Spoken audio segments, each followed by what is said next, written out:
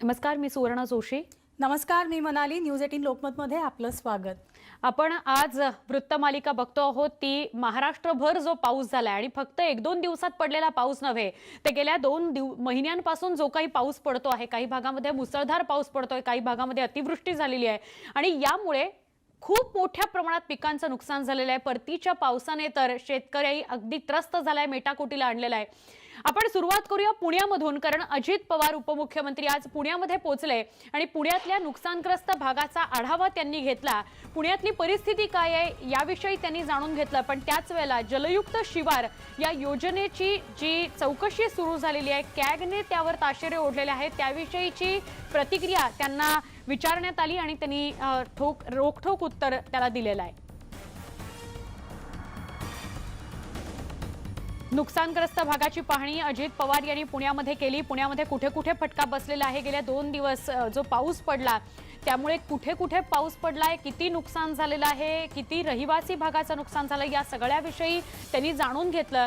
आणि प्रसारमाध्यमांनी त्यांना 3 गोष्टींविषयी विचारणा केली. एक तर एकनाथ खडसे यांचा प्रवेश, त्याच्याविषयी त्यांनी माहीत नाही असं सांगितलं. शिवेंद्रराजे भेटून गेले, त्यावर थोडेसे ते उखडलेच.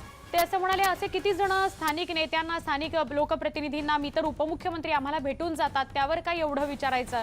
आणि त्याचबरोबर कॅगने जे ताशेरे ओढलेले आहेत जलयुक्त शिवार योजने संदर्भात, त्याची चौकशी सुरू असल्याबाबतही त्यांनी म्हटलंय.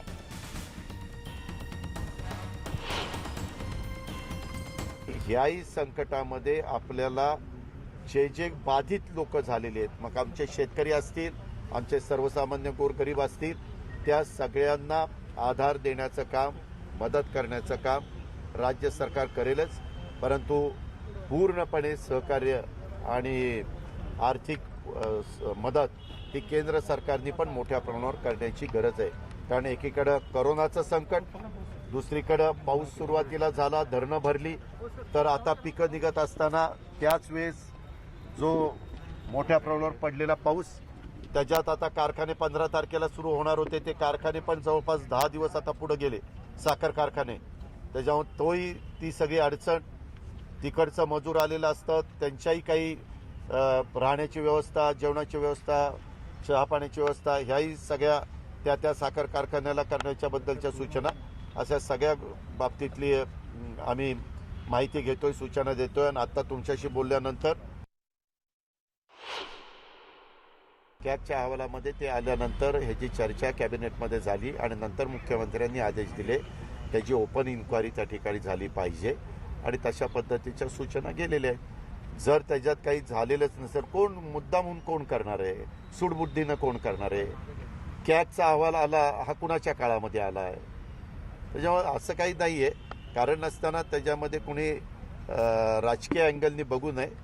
जर चुका झाल्या असतील, मागे मला आठवतं आहे आम्ही विरोधी पक्षात होतो, देवेंद्र फडणवीस साहेबांचं सरकार होतं, त्यावेळेस वरच्या सभागृहामध्ये जलसंधारण खातं ज्या मंत्री महोदयांकडे होतं त्यांनी पण फ्लोअरवर सांगितलं विधान परिषदेमध्ये, हो त्याच्यामध्ये भ्रष्टाचार झाला. तर सुवर्ण, आपण पाहिलं आज उपमुख्यमंत्री अजित पवार यांनी नुकसानग्रस्त भागाचा पाहणी दौरा केला आणि या दौऱ्यादरम्यान सुवर्ण त्यांनी जलयुक्त शिवार चौकशी ही सूडबुद्धीनं नसल्याचं आवर्जून नमूद केलेलं आहे. या चौकशीचे अपडेट्स तुमच्यासमोर घेऊन येत राहणार आहोत. मात्र पश्चिम महाराष्ट्रात पावसानं हाहाकार माजवलाय. या पावसात हजारो हेक्टर शेतीचं मोठं नुकसान झालंय. पावसामुळे 28 जणांचा मृत्यूही झालाय, तर 1 जण बेपत्ता आहे. 21,292 लोकांना स्थलांतरित सुद्धा करण्यात आलंय. छोटी मोठी मिळून 540 गुरं सुद्धा दगावलेली आहेत. इतका मोठा फटका या पावसामुळे, अतिवृष्टीमुळे बसलेला आहे. आमचे प्रतिनिधी वैभव सोनवणे आपल्यासोबत आहेत. थेट वैभवकडे जाणार आहोत. वैभव, आपण पाहतोय हजारो हेक्टर शेतीचं नुकसान या परतीच्या पावसानं केलंय. इतकंच नाही तर 28 जणांना आपला जीव गमवावा लागला आणि 540 गुरं दगावणं, खरं तर ही खूप भयानक परिस्थिती या परतीच्या पावसानं ओढावली आहे. मात्र सरकारकडून कोणतीही मदत मिळालेली नाहीये. काय अपडेट्स आहे? मनाली, काल रात्रीपर्यंतचं हे असेसमेंट जे आहे ते येऊ शकलेलं नव्हतं. नेमके किती जणांचे मृत्यू झालेत किंवा काय झालंय. मात्र आज सकाळच्या सुमारास जेव्हा चित्र स्पष्ट झालं तेव्हा या पावसाची भीषणता जी आहे ती लक्षात येते आपल्याला. 4 जिल्ह्यांमध्ये मिळूनच जवळपास 28 लोकांचा मृत्यू झालाय. 513च्या वरती छोटी मोठी जनावरं जी आहेत ती दगावलेली आहेत. साधारण 2,500 घरं जी आहेत ती घरं पडलेली आहेत. ज्याचा सगळ्यात अधिक फटका जो आहे तो सोलापूरला बसलेला आहे, जिथं साधारण 1700 घरं जी आहेत ती उन्मळून पडलेली आहेत. आणि 1700 घरांपैकी त्यानंतर जनावरांची संख्या जी आहे ती सुद्धा सर्वाधिक मयत सोलापूर जिल्ह्यामध्ये 478 आणि स्थलांतरित केलेल्या व्यक्तींची संख्या सुद्धा सर्वाधिक जी आहे ती सोलापूरमध्ये, ज्याच्यात 17,000 लोकांना आतापर्यंत स्थलांतरित करण्यात आलेले आहे. सर्वाधिक मृत्यू जे आहेत ते मृत्यू सोलापूरमध्येच झाले. 14 जणांचा मृत्यू सोलापूरमध्ये झालाय, 9 जणांचा सांगलीत झालाय, सातारामध्ये एकाचा आणि 4 जणांचा पुण्यातल्या दौंडमध्ये मृत्यू झालेला होता, ज्यापैकी एक व्यक्ती अजूनही बेपत्ता आहे. त्याच्यामुळे एकूण या पावसानं काय हाहाकार उडवलेला होता ते स्पष्ट होऊ शकेल आपल्याला. आणि शेतीचं नुकसान सुद्धा मोठ्या प्रमाणावरती झालेलं आहे. जवळपास 18,000 हेक्टर शेतीचं नुकसान हे पुण्यामध्ये झालंय, ज्याच्यात ऊस, सोयाबीन आणि भाजीपाला, डाळिंब, भात यासारख्या पिकांचं नुकसान झालंय. तर साताऱ्यात 1420 हेक्टर शेतीचं नुकसान झालंय. तिथंही भात, भाजीपाला, ऊस आणि सोयाबीन या पिकांचं मोठं नुकसान म्हणजे झालंय. वैभव, ओव्हरऑल पुणे विभागामध्ये काय परिस्थिती आहे, चार जिल्ह्यांमध्ये कसा अतिवृष्टीचा फटका बसलाय याच्याविषयी आपण माहिती देत होता. धन्यवाद आपण वैभव सविस्तर याविषयी सांगितल्याबद्दल.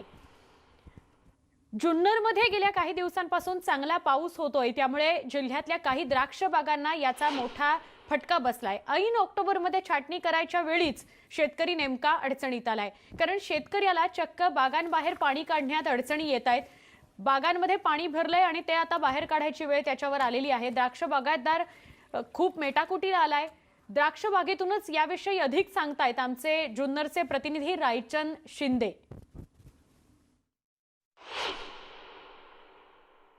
आपण आहोत जुन्नर परिसरातल्या अशाच एका बागेवरती, ज्या ठिकाणी आता सध्या ही पानांची खुडणी सुरू आहे. साधारण ऑक्टोबर महिन्यामध्ये द्राक्षांची जी छाटणी असते, द्राक्षाच्या बागेमध्ये जी खरड छाटणी म्हणता येईल किंवा पानं छाटणी असतील, ही कामं सुरू आहेत. आणि नेमकं काय आहे आणि याचं नुकसान काय आहे, थेट शेतकरी आणि काही कृषी तज्ज्ञ आपल्यासोबत आहेत, आपण त्यांना विचारणार आहोत.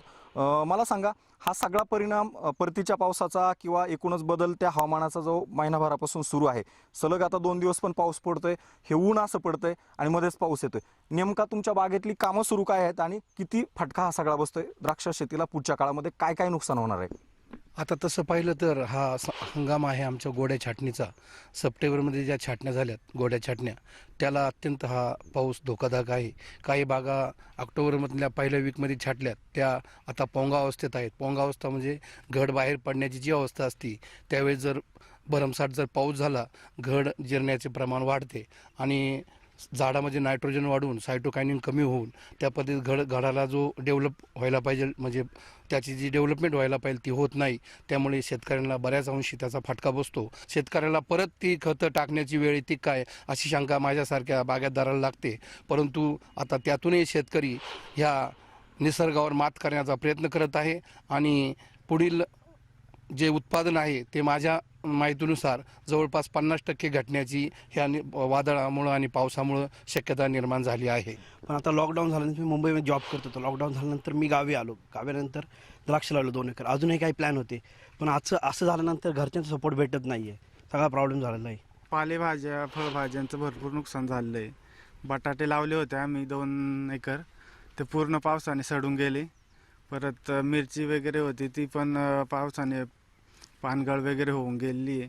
द्राक्षाची पण खते वगैरे टाकली होती, वर खते, शेणखते, पूर्ण ती पाऊस झाला का लीच आउट होऊन गेली. पुढे थंडी सुरू होणार आहे, कोरोनाचं संकट असेल किंवा एकूणच पुढे मजुरांची कमतरता, या सगळ्या गोष्टीचा, या सगळ्या पावसाचा या द्राक्ष बागांना आणि शेतकऱ्यांना मोठा फटका बसतोय. व्हिडिओ जर्नलिस्ट स्मिता शिंदेसह रायचंद शिंदे, न्यूज 18 लोकमत, जुन्नर, पुणे. जुन्नरमध्ये आपण पाहिलं भयानक परिस्थिती आहे. शेतकरी हवालदिल झालाय. उस्मानाबादमध्ये सुद्धा झालेल्या अतिवृष्टीमुळे मोठं नुकसान झालंय. पावसामुळे आलेल्या पुरात चक्क मोठे मोठे दगड वाहून गेल्याचं समोर आलं आणि फक्त शेतीच नाही तर जमिनीची माती देखील पावसाच्या पाण्यात वाहून गेली आहे आणि त्यामुळे शेतकरी चांगलाच अडचणीत सापडला. त्याच्याही डोळ्यात आता पाणी आलंय. वडगावमधील चक्क 150 एकर जमीन खरडून गेल्यामुळे शेतकरी हवालदिल झालेला आहे. हवालदिल झालाय, तर ही जमीन जी आहे ती आता नापीक झाल्याचं आपल्याला दृश्यांमध्ये दिसतंय.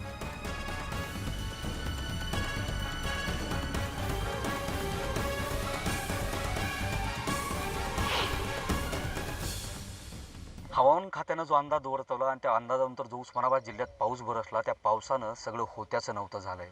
उस्मानाबाद जिल्ह्यात या पावसानं उमरगा लोहारा तालुक्यात जे नुकसान झाले ते होत्याचं कधीच न पाहिल्याचं नुकसान झाले. आजपर्यंत आपण पिकंचं नुकसान झाल्याचं पाहिलं, मात्र या पावसानं शेतीचं सुद्धा नुकसान झाल्याचं पहिल्यांदाच पाहायला मिळालं. मी लोहारा तालुक्यात वडगाव या गावच्या शिवारात आहे. आपण बघू शकतो की मी खास करून दाखवणाऱ्या डोळ्याला खूप असं एक वेदनादायी असं चित्र आहे की हे मकाचं पीक होतं आणि ही जी जमीन आहे ती जमीन सगळी वाहून गेलेली, म्हणजे जमीन सगळी खरडून गेलेली आहे.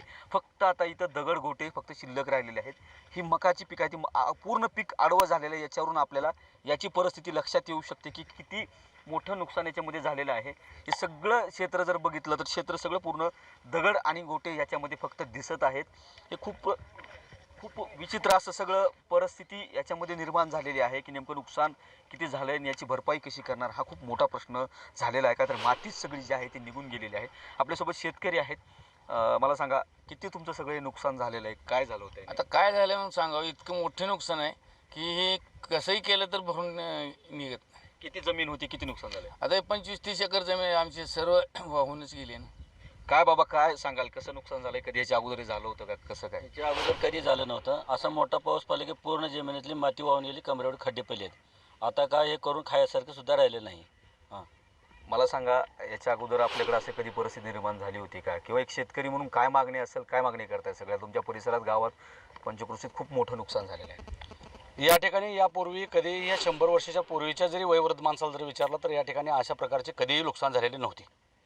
खरोखरच एक भीषण परिस्थिती झालेली आहे. या शेतकऱ्यावर संकट आमच्या इथलं आलेलं आहे. तर मी आपल्या TV चॅनलच्या माध्यमातून आपल्या या म्हणजे शासनाला मी असं विनंती करतो की जास्तीत जास्त या शेतकऱ्याचं कसं नुकसान भरपाई करून देता येईल ते आपण प्रसिद्ध करावं आणि आम्हाला गाववाल्याला जास्त म्हणजे जवळपास या ठिकाणी 150 ते 200 एकर आमच्या इथली जमीन या ठिकाणी पार झालेली आहे. तर सरपंच या नात्याने मी आपल्याला विनंती करतो की आपल्या माध्यमातून जवळजवळ हेक्टरी 50,000 रुपयाप्रमाणे नुकसान भरपाई देऊन आम्हाला कमीत कमी या ठिकाणी सहकार्य करावं. मदतीची मागणी शेतकरी करत आहे. मात्र एक म्हण म्हटली जाते की मेहनत केली मातीत गेली. मात्र आता ज्या मातीत मेहनत करायची होती ती मातीच सगळी या पावसानं घेऊन गेलेली आहे. मग आता नेमकी मेहनत करायची कुठं आणि उगवायचं कुठं, जगायचं कसं, हा खूप मोठा प्रश्न या शेतकऱ्यापुढे निर्माण झालेला आहे. त्यामुळं शासनानं मदत करावी ही मागणी शेतकरी कुठं करताना दिसत आहेत. शेतकऱ्याच्या तोंडूनच शेतकऱ्याची व्यथा आपण जाणून घेत होतो. उस्मानाबाद नंतर आपण पंढरपूरकडे वळूया. पंढरपुरामध्ये तर आज अक्षरशः अतिवृष्टी झाल्यानं आणि दोन्ही धरणांचं पाणी सोडल्यामुळे पूर परिस्थिती निर्माण झाली आहे. उजनी आणि वीर या धरणातून भीमा नदीत मोठ्या प्रमाणात पाण्याचा विसर्ग करण्यात आला. यामुळे पंढरपूर शहरात पाणी घुसलेलं आहे. पूरस्थिती निर्माण झाली आहे. 2006 नंतर आता 2020ला ही परिस्थिती ओढावली आहे. सखल भागामध्ये तर पाणी साचलंच आहे, पण त्याच्या व्यतिरिक्त घोंगडे गल्ली, भजनदास चौक, माहेश्वरी धर्मशाळा या सगळ्या परिसरात पुराचं पाणी घुसलेलं आहे. प्रशासनाकडून शहर आणि तालुक्यातील 8,000 लोकांना सध्या स्थलांतरित करण्यात आलंय.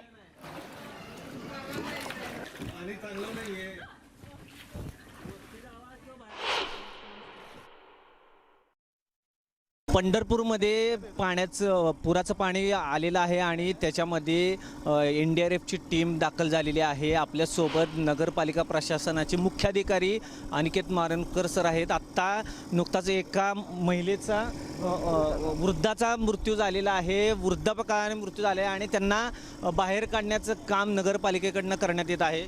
काय झाले नक्की सर आणि काय 2 परवा संध्याकाळपासून उजनीमधून 2.5 लाख आणि वीरमधून 50 लाख क्युसेकचा विसर्ग चालू असल्यामुळे पंढरपूरमध्ये काल रात्रीपासून जवळपास 2,90,000 क्युसेकचं पाणी आहे. त्यामुळे शहरामधील सगळ्या सखल भागामध्ये पाणी वाढलेलं आहे. आज सकाळी NDRFची टीम इथे दाखल झालेली आहे आणि आम्हाला माहिती मिळाली की एका वृद्ध व्यक्तीचा मृत्यू झालेला आहे. विठ्ठल पोद्दार नावाच्या नैसर्गिक मृत्यू झाला.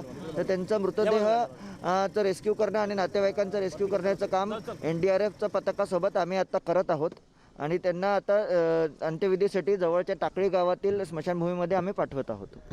पाणी शिरल्यामुळे नैसर्गिक मृत्यू होऊन पण त्यांना त्यांचं अंतिम संस्कार करण्यासाठी नगरपालिकेने कशोसीने प्रयत्न केलेला आहे आणि त्यांचा मृतदेह बाहेर नेऊन आता काही वेळातच त्यांचा अंत्यसंस्कार करण्यात येत आहे. पंढरपूरहून वीरेंद्र सिंह उत्पात, न्यूज 18 लोकमत.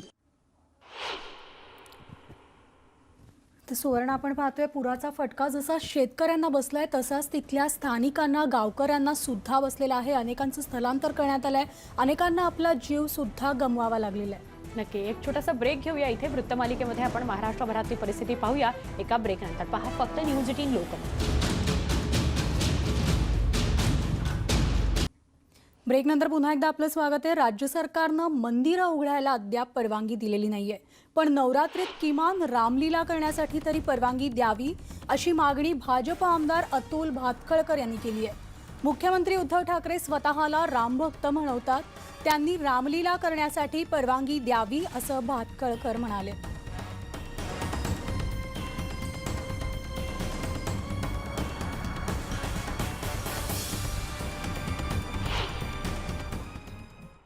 उद्याच्या घटस्थापनेपासून मुंबईसह महाराष्ट्रात रामलीला साजरी करण्याची एक मोठी परंपरा आहे. स्वतःला रामभक्त म्हणवणाऱ्या माननीय मुख्यमंत्र्यांकडे माझी एवढीच विनंती आहे की आपण बार, रेस्टॉरंट, मेट्रो याला परवानगी दिलीत, पण मंदिराला दिली नाहीत. किमान आता रामलीलेच्या कार्यक्रमाला तरी परवानगी द्या, एवढीच माझी माननीय मुख्यमंत्र्यांना विनंती आहे. आणि मुंबई आणि महाराष्ट्राची ही जी रामलीलेची परंपरा आहे त्या परंपरेला जपण्याकरता काही पावलं उचला.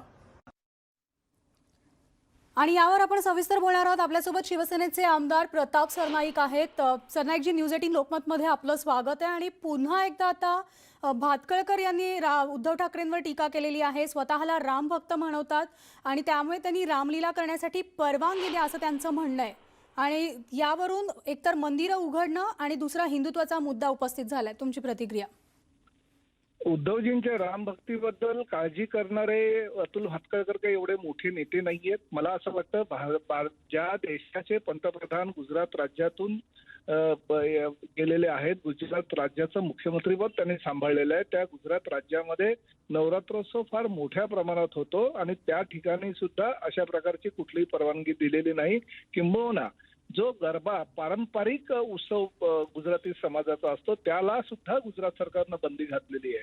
परवाच्या दिवशीच माननीय पंतप्रधानांनी विखे पाटलांच्या कार्यक्रमामध्ये देशाला संबोधताना एक गोष्ट सांगितली होती की ह्या देशातून कोरोना अजूनपर्यंत गेलेला नाही, त्यामुळे सगळ्यांनी सरकारला मदत करावी आणि कोरोनाचा नायनाट कसा होईल ह्यासाठी प्रयत्न करावे. परंतु गेल्या अनेक वर्षापासून रामाच्या नावानं मतं मागणारे भारतीय जनता पक्षाचे नेते कधी रस्त्यावर उतरतात, सोशल डिस्टन्सचा वापर करत नाही, मंदिरं चालू करा म्हणतात, कधी रामलीला चालू करा म्हणतात.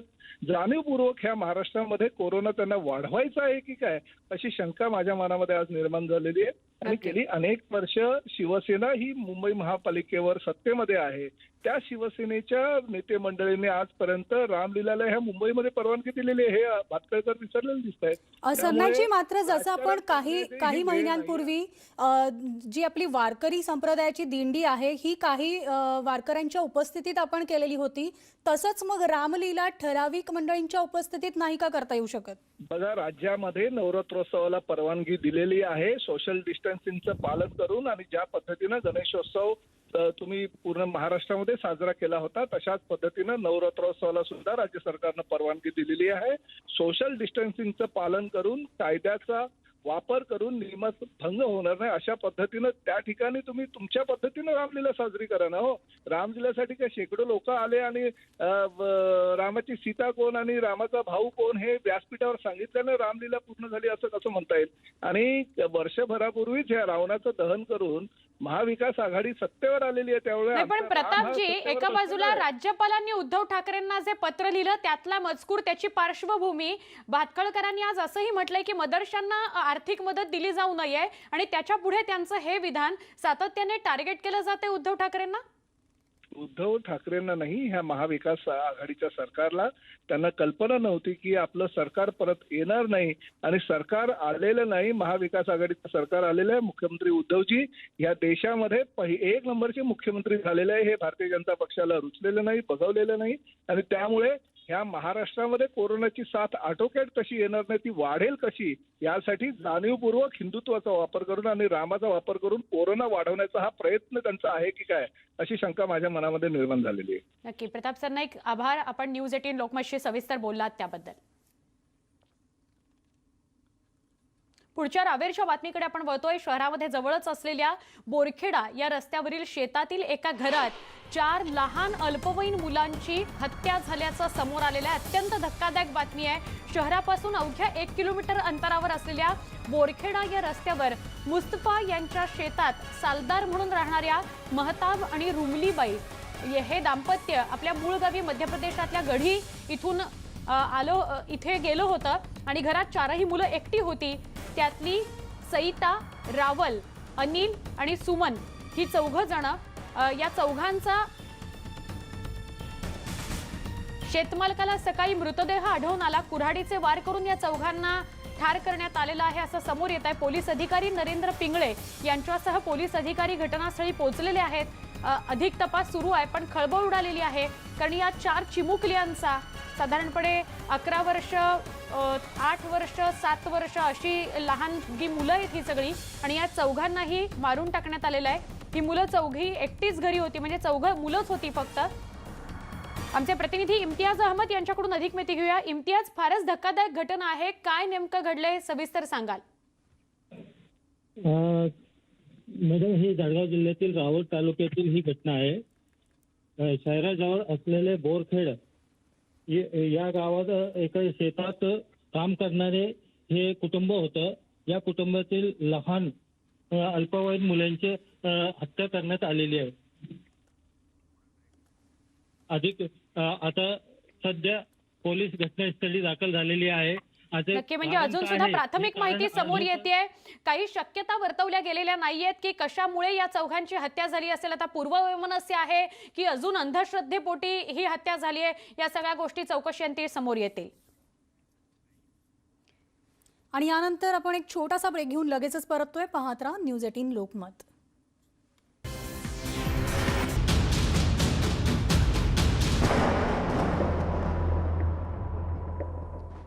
परतीचा पाऊस महाराष्ट्रामध्ये हाहाकार उडवणारा ठरला आहे, कारण महाराष्ट्रातल्या अनेक जिल्ह्यांना परतीच्या पावसानं फटका बसलाय. पिकांना फटका बसलाय, द्राक्ष बागांना फटका बसलेला आहे, ऊसाच्या शेतात पाणी गेलेलं आहे. ही सगळी आपण परिस्थिती बघतोय. त्यात पालघर जिल्ह्यामध्ये गेल्या 2 दिवसांपासून मुसळधार पाऊस पडतोय, याचा फटका शेतीला बसला. भातात या सगळ्या भागात भातशेती आहे, त्या भाताच्या शेतीत पाणी शिरलं, त्यामुळे मोठं नुकसान झालंय. विजेच्या कडकडाटासह पाऊस पडतो आहे, त्यामुळे कापणीला आलेलं उभं भात पीक आडवं झालेलं आहे. शेतकऱ्यांनी कापून टाकलेल्या भात पिकाची कडपं पाण्यावर तरंगू लागली आहेत. हाती आलेलं पीक पूर्णपणे भिजून गेलंय, त्यामुळं आधीच नुकसान, त्यात नुकसानीत अधिक भर पडली, संकट वाढलं, अशी परिस्थिती शेतकऱ्यासमोर उभी टाकली आहे.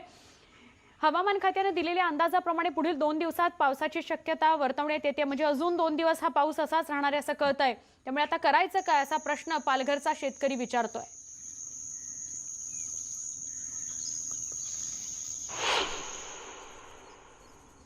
नक्कीच पालघर जिल्ह्यामध्ये अवकाळी पाऊस जो आहे तो रात्री पडतोय. आता जरी पावसाने उघडीप दिली असली तरी देखील अवकाळी पावसामुळे जो आहे भात शेतीचं, म्हणजे प्रामुख्याचं भात शेती पीक आहे पालघर जिल्ह्याचं, नुकसान झालेलं आपलं. हे बघा किती मोठ्या प्रमाणात नुकसान झालेलं आहे. पूर्णपणे या ठिकाणी भात जो आहे तो आडवा झालेला आहे. आत्ता देखील पाणी या ठिकाणी वाहते. दुसरीकडे ज्या ठिकाणी बऱ्याच ठिकाणी भात कापलेला आहे तो देखील या ठिकाणी सडतोय. अशा प्रकारे जे आहे पूर्णपणे इथल्या शेतकऱ्याचं नुकसान झालेलं आहे. माझ्यासोबत काही शेतकरी आहेत, त्यांच्याच आपण प्रतिक्रिया काय आहेत त्या जाणून घेऊया. आता काय सांगतील की नेमकं काय काय नुकसान झालेलं आहे, कसं पीक आलं त्यावेळेस?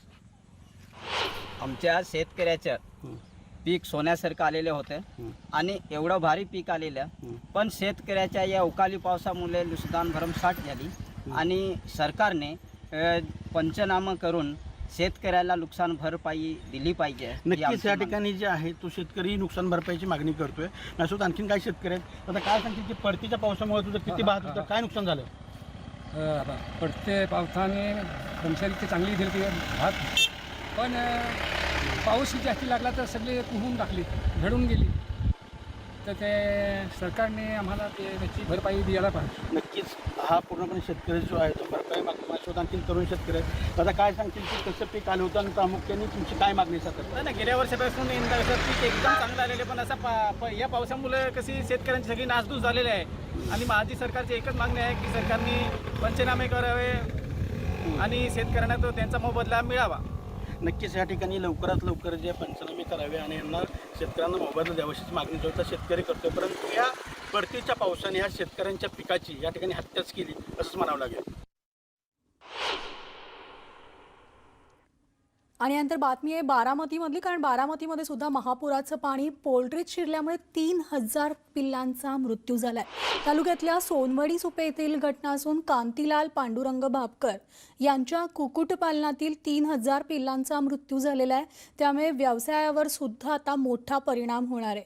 पंचनामा करून नुकसान भरपाई मिळण्याची शेतकऱ्याची मागणी आहे. माझ्या पोल्ट्रीमध्ये 14 तारखेला संध्याकाळी पाणी शिरले.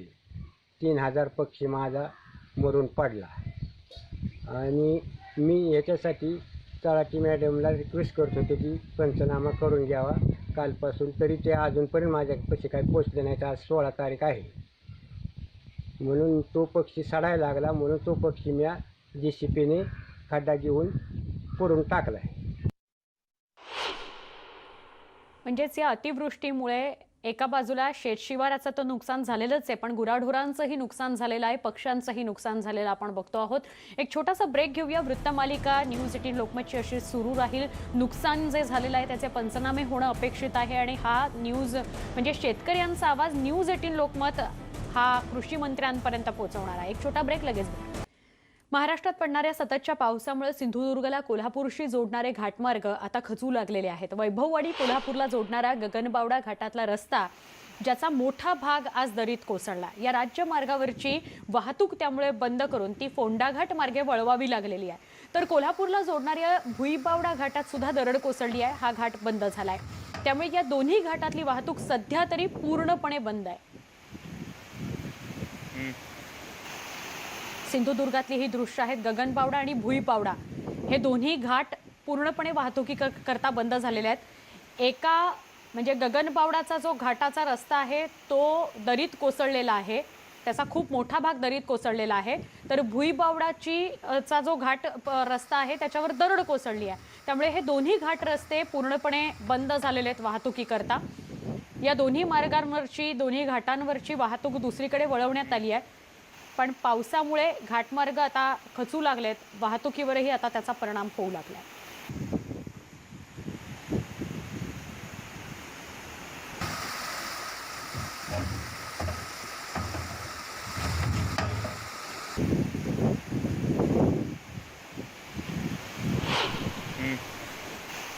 आणि आत्ताच एक ब्रेकिंग बातमी येते, ती म्हणजे पुण्यामध्ये सुद्धा मुसळधार पाऊस पडत होता आणि त्याचाच फटका आता पुण्याला बसलेला आहे. पुणे जिल्ह्याला अतिवृष्टीचा मोठा फटका बसलाय. जिल्ह्यातील 3000 नागरिकांना सुरक्षित ठिकाणी हलवलंय. तर 4 जणांचा मृत्यू झाल्याचं कळतंय. 1 जण अजूनही बेपत्ता आहे. NDRFचं एक पथक बारामतीला पाचारण सुद्धा करण्यात आलंय. जिल्ह्यात बारामती, दौंड, इंदापूर आणि पुरंदर या 4ही तालुक्यांमध्ये मोठं नुकसान झालेलं आहे. तिथली अनेक पिकं पाण्याखाली गेलेली असून शेतकऱ्यांचं सुद्धा मोठं नुकसान झालंय. 925 कुटुंबांमधील 3000 नागरिकांचं स्थलांतरण करण्यात आलेलं आहे. म्हणजेच पुणे विभागातून ही बातमी आहे. पुणे विभागातल्या 4 जिल्ह्यांमध्ये काय परिस्थिती आहे पावसामुळे त्याची दृश्य आपण बघतो आहोत. या 4 जिल्ह्यांमधल्या साधारणपणे सोलापूरला सगळ्यात जास्त फटका बसलाय. तिथे NDRFची टीम पाठवण्यात आलेली आहे.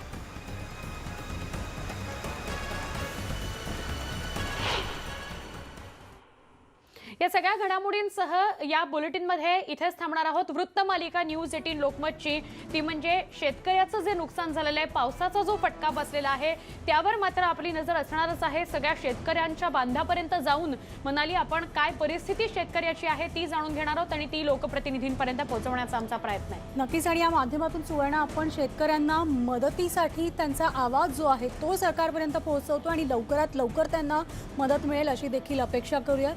इथेच थांबणार आहोत. पाहत राहा न्यूज 18 लोकमत.